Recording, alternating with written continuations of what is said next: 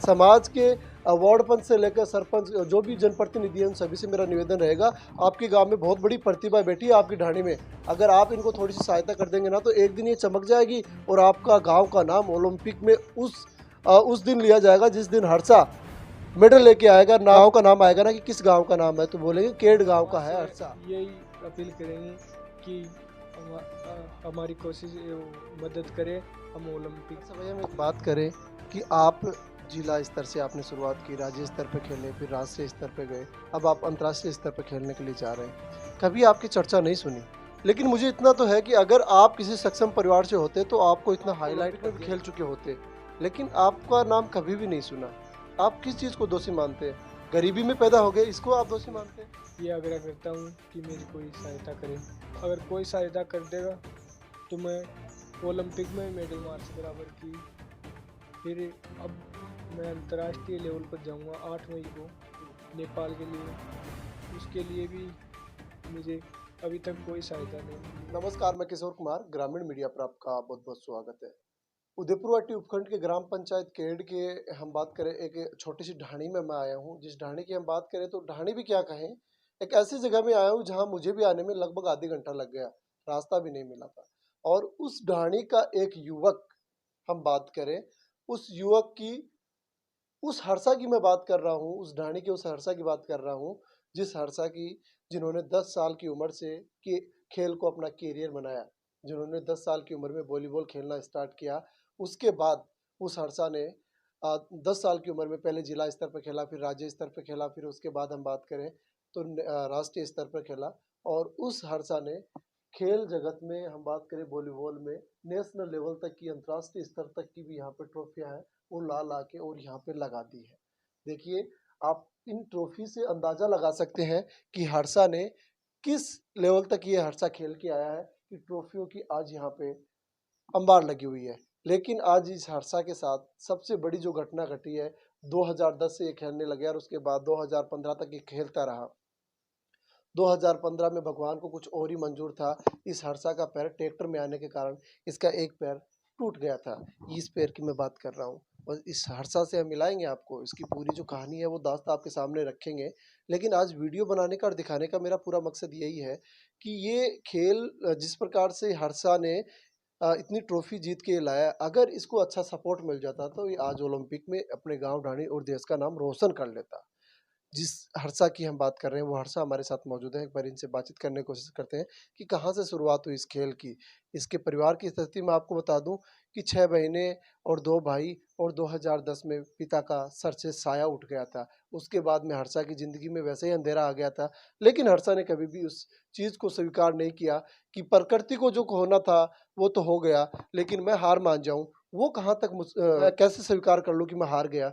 उस चीज़ों को हर्षा ने स्वीकार नहीं किया और हर्षा आगे बढ़ता रहा। और उस हर्षा की कहानी 2010 से चली थी और 2015 तक ठीक चल रही थी, लेकिन 2015 की हम बात करें तो हर्षा का पैर और टूट गया। उस हर्षा से हम आपको मिलाएँगे, पूरी कहानी क्या है, कहाँ से शुरुआत हुई, बातचीत करें। जी, मेरा नाम वर्षा राम मीणा। मैं 10 साल की उम्र में वॉलीबॉल खेलना चालू कर दिया था। उसके बाद में मैंने कई पदक जीते। पहले चोट जिला स्तर पर जीते, फिर स्टेट लेवल पर जीते, फिर नेशनल लेवल पर जीते। फिर मेरा पग ए, पैर टूट गया ट्रैक्टर में कोई वजह से। तो फिर मैं कोई बताया मेरे को कि पैरा वॉलीबॉल होता है। फिर मैं पैरा वॉलीबॉल में भाग लिया। फिर मैंने 3 मेडल लगातार नेशनल पर जीते। फिर 3 मेडल जीते। कई बार तो ऐसी स्थिति थी कि कई बार तो किराया भी नहीं मिलता था, और उसके कारण फिर भी मैंने कभी हार नहीं मानी, लगातार मैंने कोशिश की।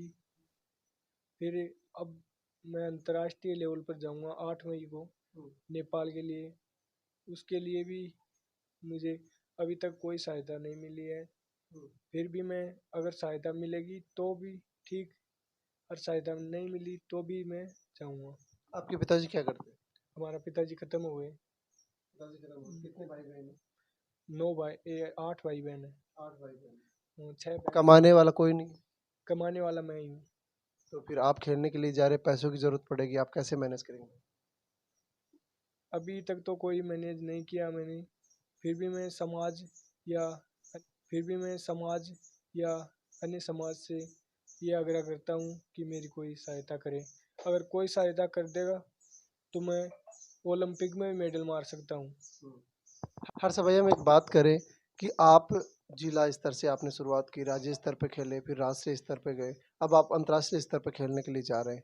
कभी आपकी चर्चा नहीं सुनी, लेकिन मुझे इतना तो है कि अगर आप किसी सक्षम परिवार से होते तो आपको इतना हाईलाइट कर दिया जाता कि कैसे मैं बताऊं कि आपको इतना हाईलाइट कर दिया जाता, आप ओलंपिक में भी खेल चुके होते, लेकिन आपका नाम कभी भी नहीं सुना। आप किस चीज़ को दोषी मानते हैं? गरीबी में पैदा हो गए, इसको आप दोषी मानते हैं? हाँ, गरीबी ये अभी कोई सहायता नहीं मिलती है ना, इसी कारण ही हम थोड़ा इसलिए अभी क्या लक्ष्य है आपका? हमारा ये लक्ष्य है कि हम ओलंपिक खेलें।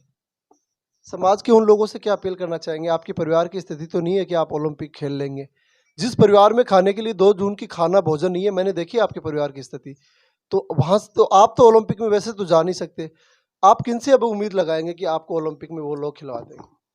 हम हम समाज से यही अपील करेंगे कि हमारी कोशिश वो मदद करे, हम ओलंपिक खेलेंगे।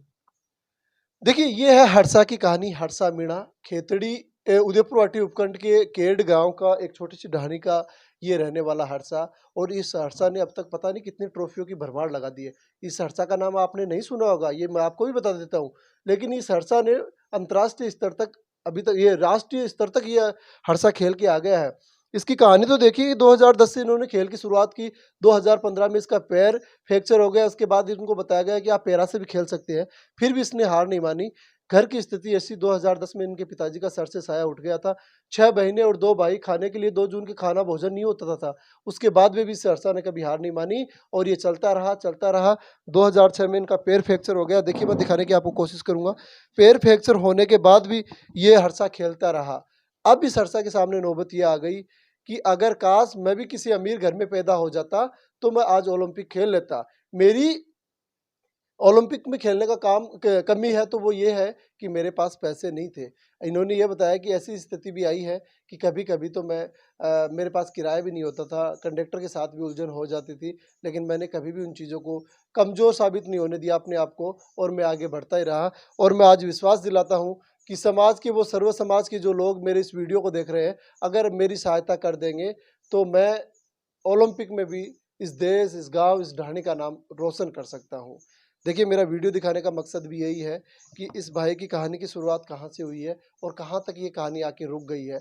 अब उम्मीद है तो आप सभी लोगों से उम्मीद इसलिए है कि आप सभी लोग थोड़ी-थोड़ी सहायता भी कर देंगे, तो ये भाई उस लेवल पे चला जाएगा, जिस लेवल पे ये उम्मीद लगाए बैठा है। और मुझे पूरा विश्वास है, जिस प्रकार से इन्होंने भरमार लगा रखी है ट्रॉफियों की, एक छोटी-सी ढाणी में, जहाँ रखने के लिए ट्रॉफी के लिए रखने के लिए जगह नहीं है, क्योंकि इसी कमरे में सोना, इसी में रहना, इसी में खाना बनाना, क्योंकि स्थिति परिवार की ऐसी है। अगर इतनी ट्रॉफी ला सकता है तो मुझे पूरा पूर्ण भरोसा है कि ये भाई ओलंपिक में भी अपने गांव का नाम रोशन कर सकता है।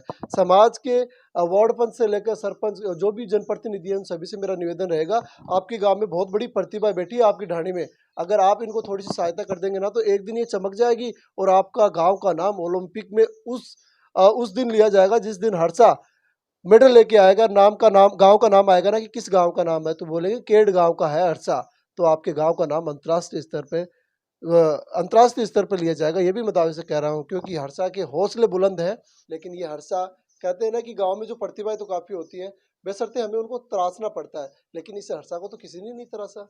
आज तक अगर हर्षा की किसी ने सुध ले ली होती, क्योंकि दानवीर बहुत हैं इस दुनिया में, इस गाँव में, इस ढाणी में, सभी बहुत दानवीर हैं। लेकिन अभी तक किसी ने भी हर्षा मीणा की सुध नहीं ली। अगर हर्षा मीणा की कोई सुध ले लेता, तो आज हर्षा मीणा बहुत बड़े लेवल पे खेल चुका होता और अपने समाज और अपने देश का नाम बड़े लेवल पे रोशन कर चुका होता।